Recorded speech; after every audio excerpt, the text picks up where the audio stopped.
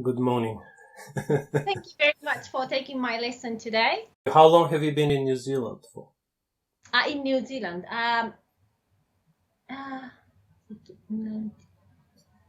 just over 20 years. Over 20 years. Yes. Oh, yeah. And how long have you been teaching English for? For this one, maybe 3 years or so. So this is not my main job, so I do it just because I enjoy doing it. So just out of my spare time. Oh, so you don't teach English in your full-time job? No, not the full time. No. I see. So I only just take bookings when I'm not working or when I'm not doing my main job. I see. But yeah, is your main job related to language education or no? It's hard to say yes or no. I'm a student advisor for international students. So I look after all the high school students, mainly the high school students from Japan, so who are studying here. So I see. It's kind of related. Yeah, so monitor their welfare side of it as well But as not their teach. academic side of it. I see. Yeah, But it's just a support. It is related to education, yes. Yes, yeah. That's what I wanted to ask you about learning English abroad versus learning English in one's home country. What do you think is the difference between learning abroad and learning at home? Because you, from your profile, I found out that you went to New Zealand to study English, study Japanese, study English. So why did you decide to go to New Zealand to study English?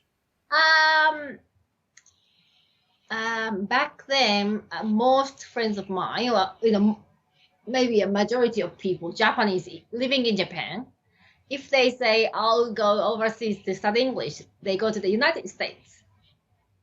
Back then, I don't know now, but maybe still that way a little bit. So in the Japanese, in our mind as Japanese, when someone mentions English, we automatically just think of American English, not British or anything else.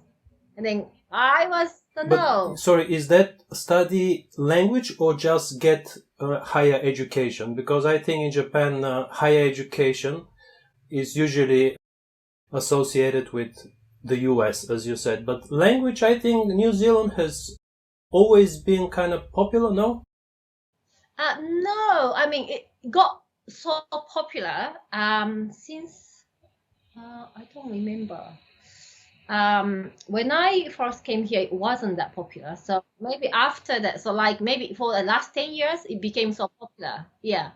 But back then it wasn't that popular. But then it's still like that, but I don't want to go somewhere a lot of people want to go to. So all my friends were saying, okay, US to study. So I said, okay, I'm not going to US.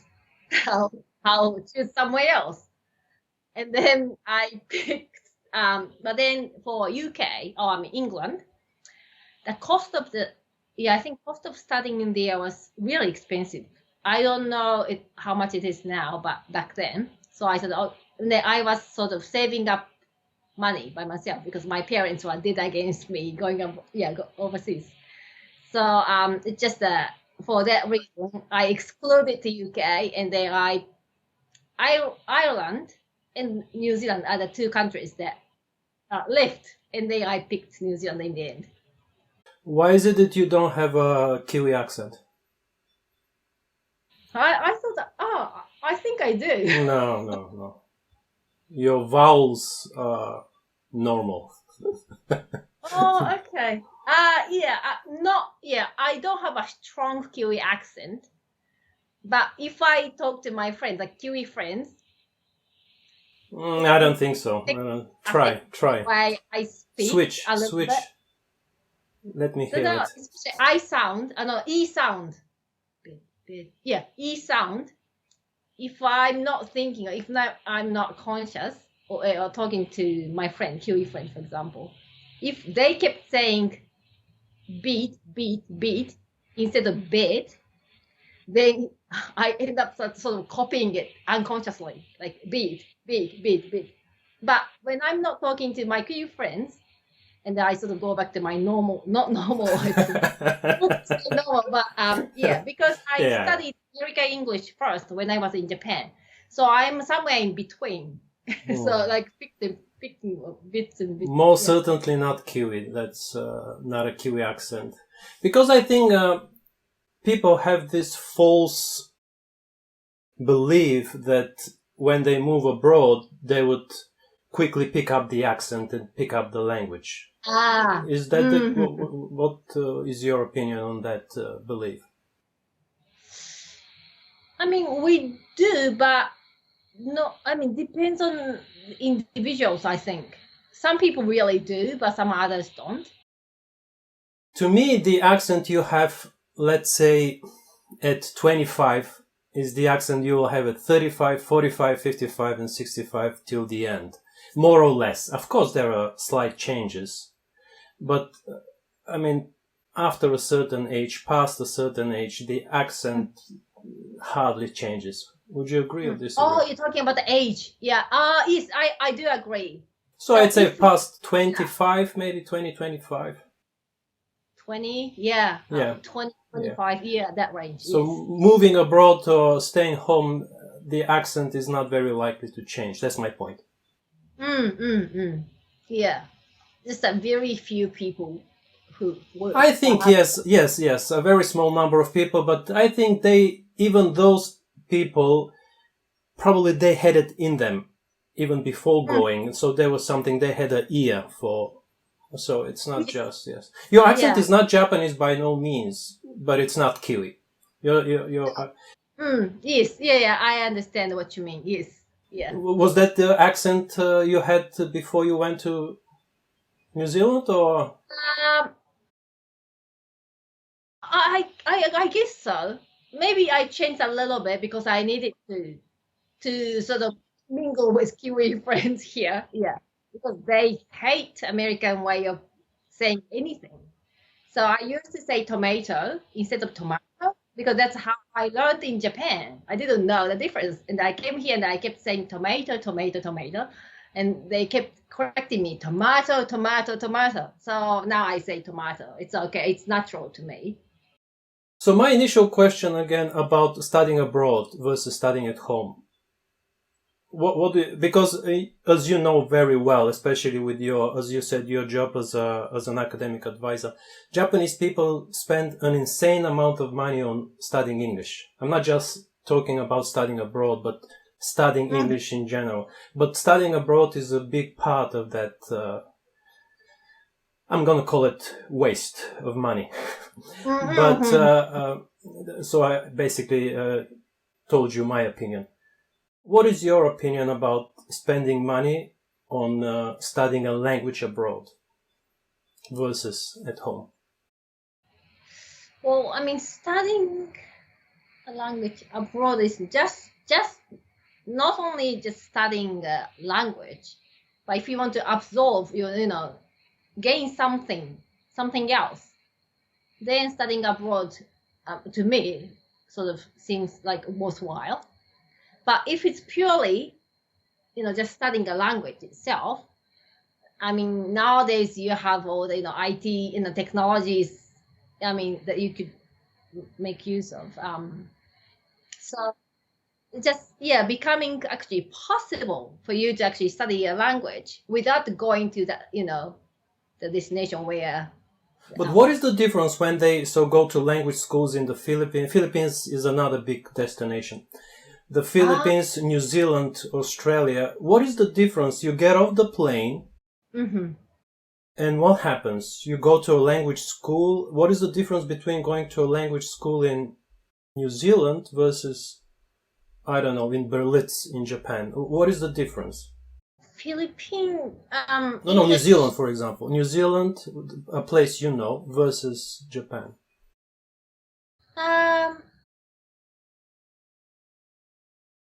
So you learn more of the culture. side of it. If you go, if someone comes to New Zealand or overseas somewhere. But in the classroom, there are a lot of foreigners. Yes, yeah. Language school. Yeah, I'm talking about language. Yeah, I'm not talking about regular schools. I'm talking about language schools. Again, going abroad with the sole purpose of learning the language. Main purpose of learning. Homestaying, because you're gonna be living with local families. But if you study a language in Japan, you are still living with your mom and dad, and then the exposure, is a little less. But homestaying, what kind of exposure do you have in a So you're not family. living with a Japanese Yeah, family. I know. But so they will supposedly they speak English. And what they will have kind of deep conversation. I don't know. Yeah, you cannot do it from the beginning, but once you pick up more English, I guess, and then get to know your host family if you can get on well. Is it worth the money? For the money to for the whole, just the additional exposure when you live with a host family.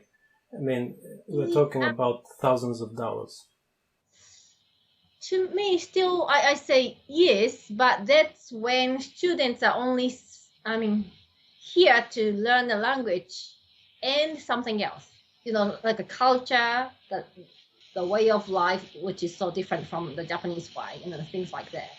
So as I said before, if it's only purely the language, the purpose of doing things is to going to language schools. I remember the huge earthquake in what was your town you live in? The town? Christchurch. Yes, there was some Japanese people died. They were in a language school. Yeah. So that's what I'm talking about. Going to a language school, to me, it just makes no sense. Go to a language school in a foreign country, whether it's the Philippines or New Zealand or Australia. Especially in a group like that.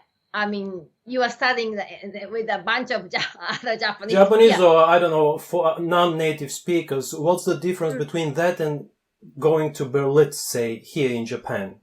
You said the host family experience, but, a couple of hours a day, you pay so much money. I don't know. What do you think? Oh, if you're living with a family, it's not just a couple of hours a day, like 24/7. While you're at school, of course not, but you are living as a part of the family. So you pick up a lot more than just a language. So if you want that kind of experience, yes, it's worthwhile to go somewhere.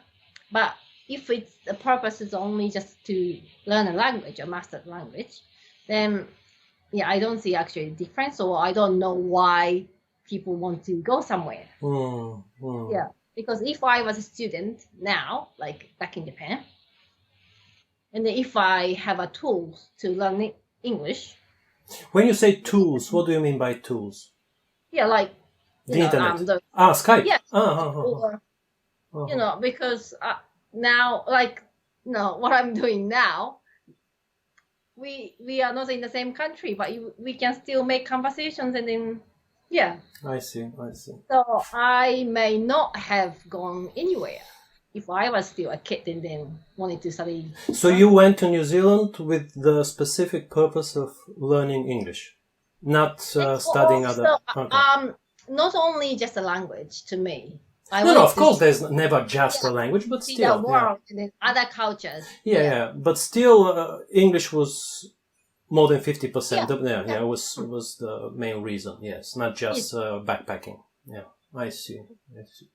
Why is it the Japanese people are not good at English? I'm not saying Japanese people are bad at English, but again, what I said, taking into account the money and time spent, invested. Japanese are not doing that well. Yeah, I think you know more than I do, because I'm now in New Zealand, so I don't know what's happening in Japan. Yeah, but you still have, you work with Japanese people, right? You say... maybe I shouldn't be saying this as a tutor. With like AOX, but I feel my own family in Japan. Like I got sisters, who's got kids. I normally tell her not to spend any money or not to send her kids to a language school or, something like that in Japan, and they pay a lot of money because it's a waste of time and money. Because I don't see a point, because they are not actually properly learning. But going to the language school, it's like passive. It's in a passive way, not the students themselves, especially in Japan.